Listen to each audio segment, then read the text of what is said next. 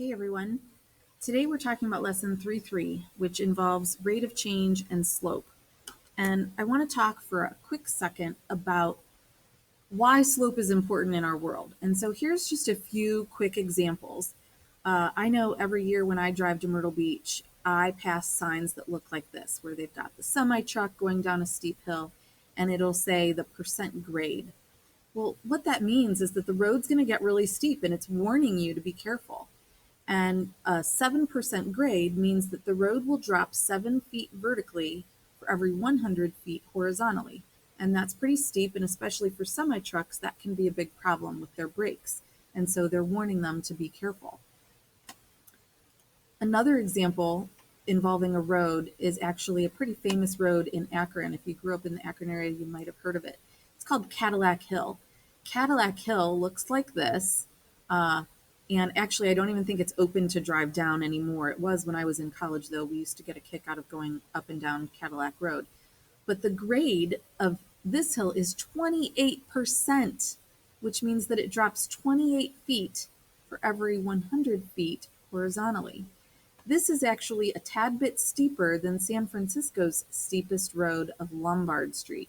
Notice Lombard Street, they had to put a curved road in so they weren't going straight up and down, but Cadillac Hill did not, and that's why I believe it is closed now to cars.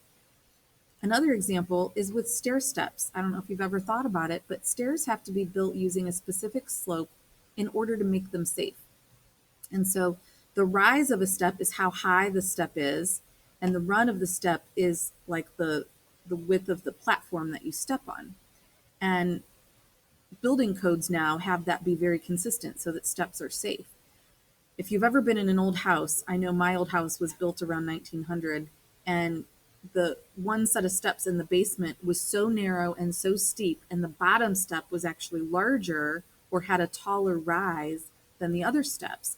And it made it kind of unsafe because if you weren't expecting it, you could very easily trip on those steps. So if you've ever been in an old house where the steps weren't built to today's current standards, you would notice that they're just not as safe.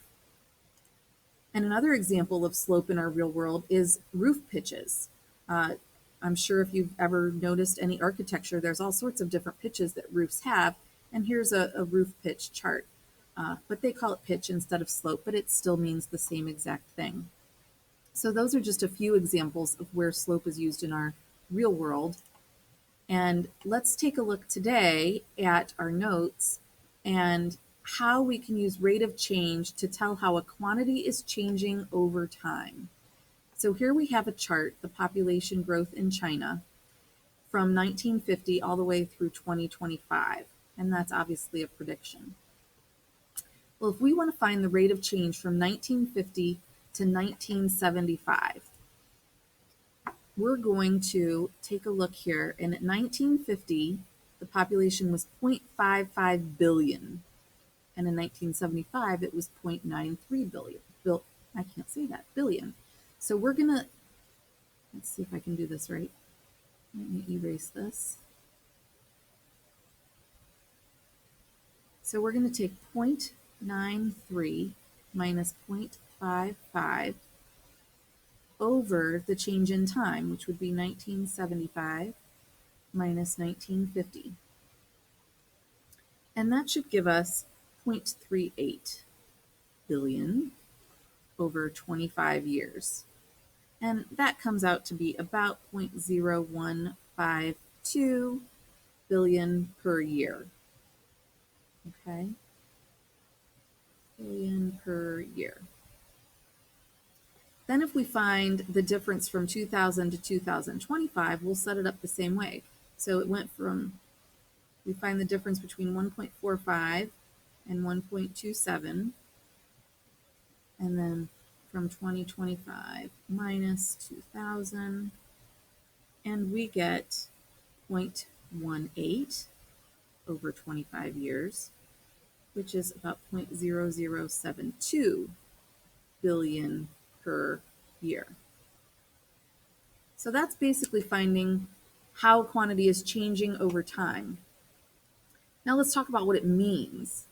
So here, from 1950 to 1975, the population growth was about 15.2 million per year, which is the same as 0.0152 billion per year. And from 2000 to 2025, it was 7.2 million per year. That means that from 1950 to 1975, this had greater growth. And so as you can see down here, it means that it has a steeper slope in the graph from 1950 to 1975 because they experienced more growth in that time period than they did in that other time period. Okay, so that's what that means. A greater growth will be a steeper line in the graph. Now let's just talk a little bit more mathematically without a real life context to it. Finding the slope of a line is the ratio, and I'm going to highlight this because this is important, the ratio of change in the y-coordinates, which is our rise, to the change in the x-coordinates, which is our run. So it's definitely a ratio comparing the change in the y-coordinates to the change in the x-coordinates as you move in a positive direction, and that just simply means from left to right. That's all we mean by a positive direction. Okay, the other thing here that's really important is our formula here. Rise over run, or y2 minus y1 over x2 minus x1. This is also read as y sub 2 minus y sub 1 over x sub 2 minus x sub 1. And I want to make sure you understand that these little 1s and 2s mean nothing mathematically.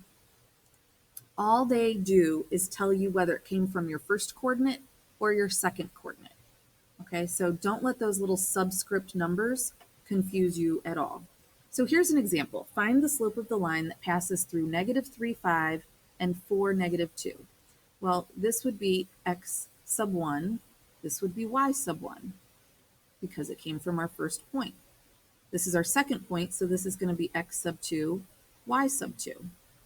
And if we take our formula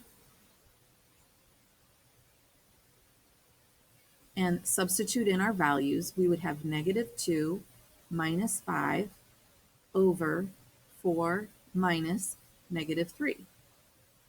And then we simplify. So our numerator becomes negative 7, our denominator becomes positive 7, and we can simplify that even further to be negative 1. So this is a slope of negative 1, which means that our line is going to be going downhill.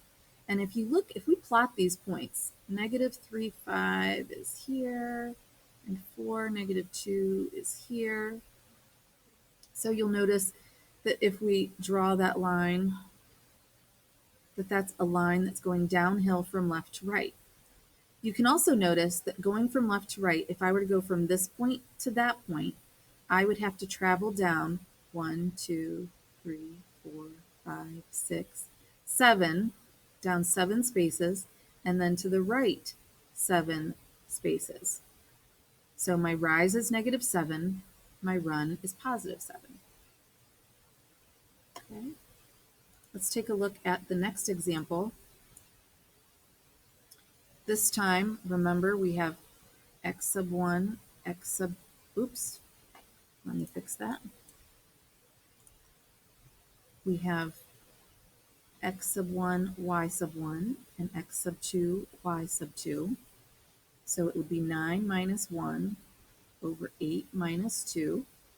That simplifies to 8 over 6, which simplifies to 4/3. When we graph that, 2, 1, and 8, 9 is going to be up here. And I probably am not going to be able to draw a very straight line. Nope, not at all. Can't do it. Let me start over. Hopefully you can do that better with your pencil and paper. And anyway, I'll draw the line here in a minute. But notice that if I go and rise 1, 2, 3, 4, and run 3, 1, 2, 3, I would get another point that sits on that line. 1, 2, 3, 4, 1, 2, 3. And this is a line that's going uphill from left to right. I'm going to pause this video and we'll have to start again.